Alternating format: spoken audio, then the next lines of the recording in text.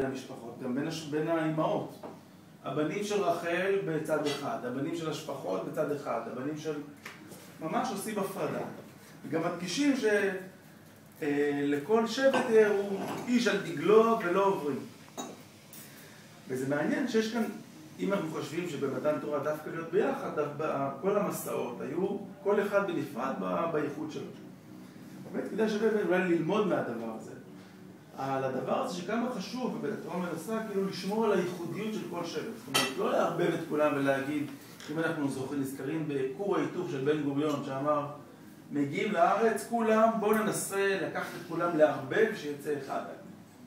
אז המסע במדבר היה דווקא הדגשה שכל אחד יישאר עם הייחוד שלו. ויותר מזה, אנחנו גם רואים מי שהיה ליד יהודה היו יששכר וזבולון. שזה לכאורה הצד הכי מכובד. כשיששכר וזבולון הרי עשו את ההסכם הזה. שאלה לומדים ואלה עובדים, והכל בסדר, אלה יתמחו בעבודה, אלה יתמחו בלימודים. ואין שום בעיה, זה ההפך, מדגישים את זה, והם מקבלים את המקום של כבוד. כל אחד בא בהתמחות שלו.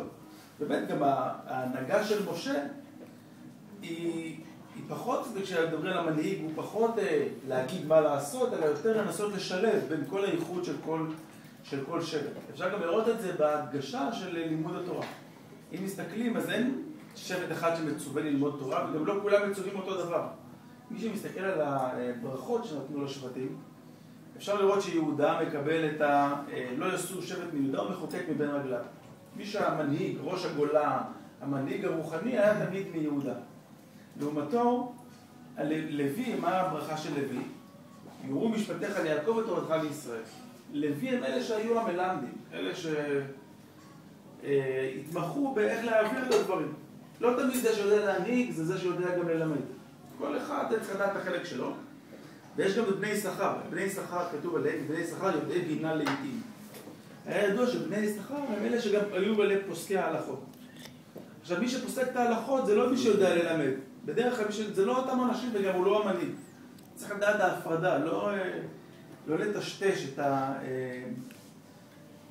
בין התחומים. ובאמת מעניין כשאנחנו רואים שמגיעים למשנה, יש את הדבר הזה שכל מחלוקת